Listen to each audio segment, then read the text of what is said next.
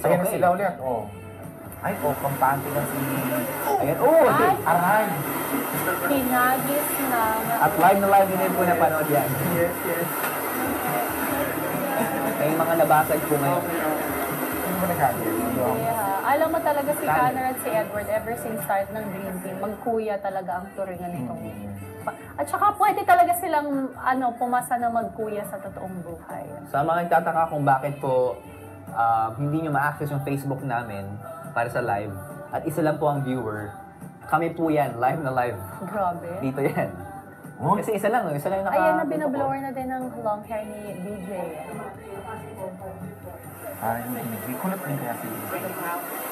Nakablower pa. Hindi ka naman kulot eh, straight. Ikaw, straight to back.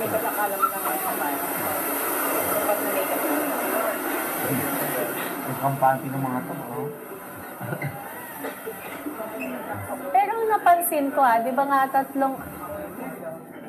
Yung kampante nila, oh.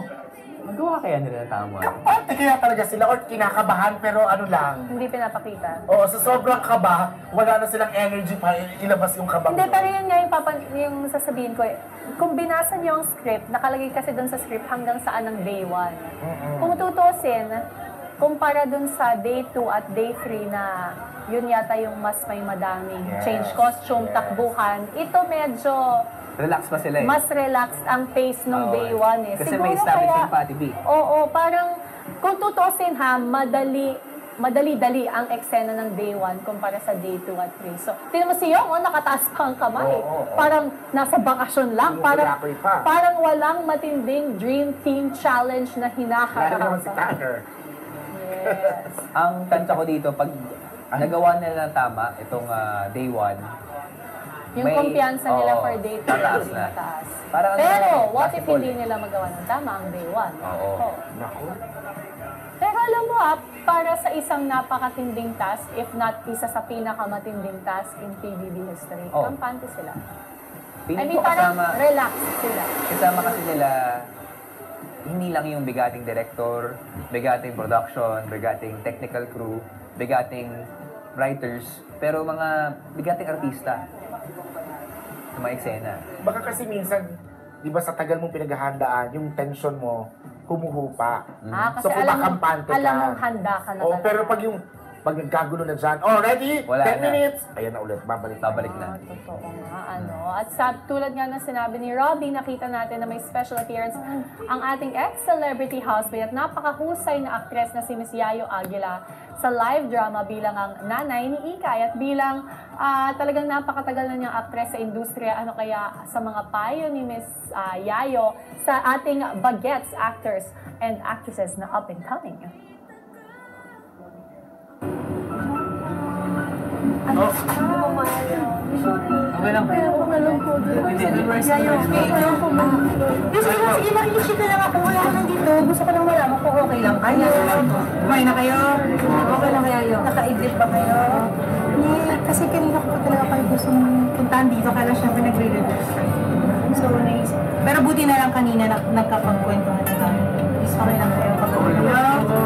Nakakapagod talaga pero worth it to. Ganito talaga, wala naman nagpasabi pa sa inyo kanina. Wala namang, huwag kayong matakot. Lalo ito, kanina tinatanong ko siya, kanina nervous siya. Sabi niya, hindi. Pero kanina nervous yan, alam niyo lahat naman. Kung sa start din ako gano'n yun, nervous din ako. Pero, relax lang kayo. Kasi relax lang, gano'n. Kasi syempre lahat naman tayo nagkakamali, lalo na umpisa pa lang, di ba? Sabi ko, di ba kanina, yung napapanood niyo sa TV, kala mo, ang bilis-bilis na ng eksena, pero mahirap talaga gawin kasi lahat yung pinapaganda. So, you understand? Opo. Nagkasunod ako dito. Yeah.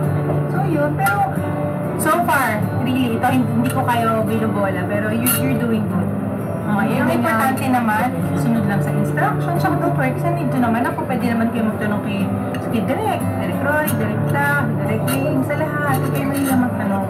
There's always room for improvement, so okay lang kahit magkamali. Walang ano, basta importante, you know your lines, tapos, relax, huwag kayong matakot. Kasi pag ina-overthink nyo, yung isip kayo naisip mo siya, sa kung magkamali mo, kung nakakahigo, huwag nyo isipin nyo, normal lang yun.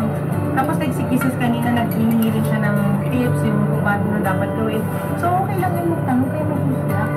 always, mabuti pa yung nagtatanong, kaysa yung hindi ka nagtatanong, tapos i-assume mo na, alam mo, diba? Kasi ako kahit ang tanda-tanda ko na, tatanong pa rin ako, kasi even if I've been here in this business for a long time, syempre, every day is a learning process.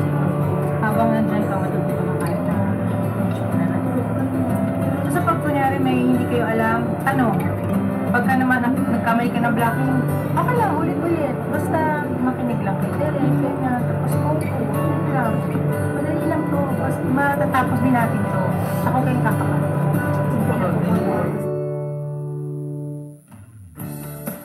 Ayun. Oh, Alam mo, napaka-sweet ng advice ni Miss Yayo. Tama rin yung sabi ni Miss Yayo. Kailangan mataas yung kumpiyansa mo tsaka yung paniniwala mo sa director. Kasi siya yung may vision eh. Siya yung kapitan ng barko. At kapag ginawa mo lahat ng gusto niya, lahat kayo dadating doon sa paroroonan. Tama. Sana Pero tama talaga yung kailangan magtanong pag hindi ka sigurado or meron kang gustong malaman. Tama.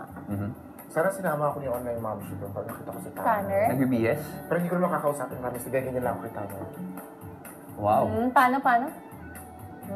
Huwag na Kasi- bakma. Akit! Hi, Yasi. Oy, congratulations nga Congrats, pala. Yasi. Yasi Pressman. Pumirma kanina at naiyak. Yes. Galing. Nakaka-touch naman talaga. Wait, balik tayo sa usapan ng ating mga dream team. Si yung nakaganon pa, oh. Si Tanner patawa-tawa lang din. I wonder kung may kinalaman na hindi ganun kadami ang linyang i-memorize nila, kaya Kampante sila. mas relax sila dun sa iba. Feeling ko talaga na ano lang, kasi hindi ka naman pwedeng buong araw na tensyonado eh. Sa Diba yung bagay. tension mo, mawawala. Yung maiinip ka na, ang tagal naman. Yeah. Or Sana pwede rin. Gawin na to, no? May rounds na to. Pero pag andyan na, Pwede rin kasi na na alam nila kung anong gagawin. Kasi Confident. buong araw na lang, buong linggo na ito ginagawa Yes, nire-rehearse. So, tingnan nga natin ano bang mga pasilip ng makikita natin dyan sa behind the scenes ng ating mga housing. Pero so far, mukhang nasa iisang holding room lang lahat Yeah. sila. No? Parang tayo, we're just here together. Yeah, until later. Until tomorrow. ay naku, abangan nyo later. Matindi. Abangan nyo. Anong gagawin mo, Darla? Ayan na. Ay, Tulog na. ay, alam mo, kawawa din. Alam mo, pagod na din sila. Ayun, si May din na Sana si online mom siya matik dun sa dalawa eh. nakaano na lang, nakalina din sa... Si Edward at Maymay tulog. Uy, sinipinig na ni Edward. Kaya feeling ko yung tama kay parang ang taas ng energy nila buong araw nag-rehearse. Gusto lang nila na kumalma. Tama. Gusto lang nila na huminga. Nagko-conserve. Ng energy para mamaya bumos. Si Maymay at si Edward, natulog na muna para magkita sa isang lokasyon. Sana lapitan ni online mom siya yung mag-bessie. Ayan. Sa kanilang panaginip. Oh, alam mo, wagas talaga mag-holding hands si Maymay at si Kiss. Pero may iba akong nakita yung nag-holding hands habang nasa loob ng bahay, ng araw. Secret. Grabe. As in, hindi ako makapiniwala na holding hands sila. Tinignan ko yung katabi. Parang hindi nila pinansin. Kasi siguro nga, sanay na ba sila? Nakita nag-holding hands yung dalawa? Ay, makinis ba to? I don't know. Corner? Ay, no, not quite. Kiss yun? No. Kiss Mark? Wala si... Oo nga pala. Oh, ito naman si Elisa yung pumwesto na mukhang gusto rin makapagpahinga. Uy, bagsak na bagsak si Maymay. Sa dami na niya. Pero tama ba yun, Robbie? Gusto ko lang, kasi kami ni Darla wala kami experience sa drama. Wow. Sinabi ni Edward na yung, nung nag-video call sila, yung pag-memorize pa ang madaling parte. Oo yun. Talaga? Oo. Totoo? Depende sa mga tao.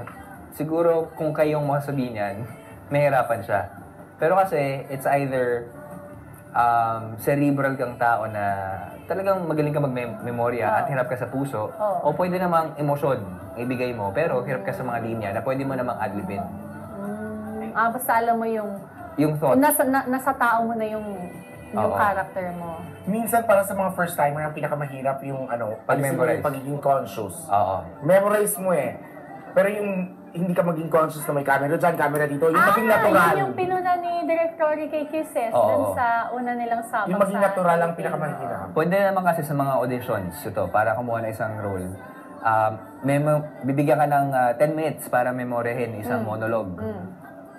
Pag binalikan ka, ready ka na ba? Oo, sobrang ready na.